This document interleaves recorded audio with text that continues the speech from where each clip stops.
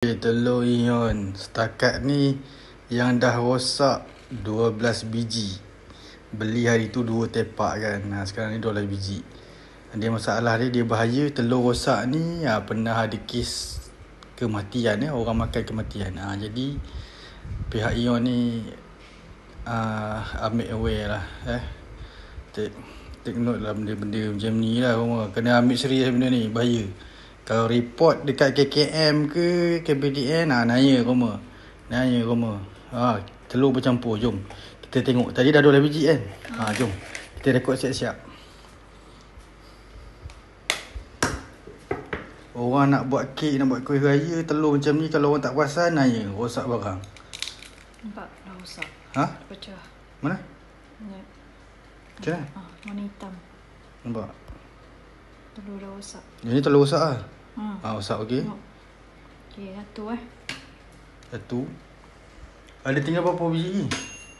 Tu yang atas tu 1, 2, 3, 4, 5, 6 biji.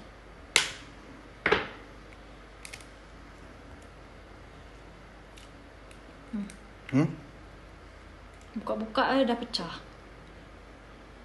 Kalau telur elok dia akan seketul. Turun. Ini pecah ni, nampak?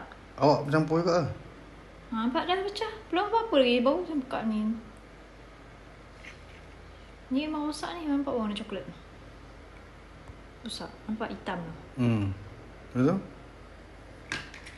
Ni colour gelap Telur colour gelap. Apa macam ada bintik atas tu? Tai.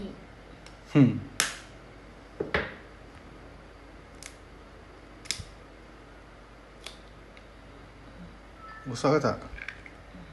Ni okey tak? Ni kita okey lah. Dia masalah bercampur. Nisbah dia rasanya lebih pada separuh. Tengok dulu.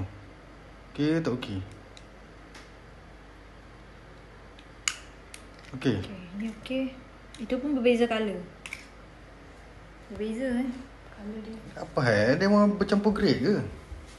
Bukan. Risau dia orang campur-campur telur dia nak dekat stok. Tak apa, nanti abang cuba email dekat KKM. Kita email dengan KPDN. Kita tengok macam mana apa tindakannya. Yang ni kalau rosak juga abang stop video lah. Kita declare banyak lah. Kita report kat Ion tengok apa action Ion tu. Apa dia, apa nama, apa cerita dia. Ni beza. Telur dah pecah dengan telur ni. Tengok. Bising merah lah. Bising.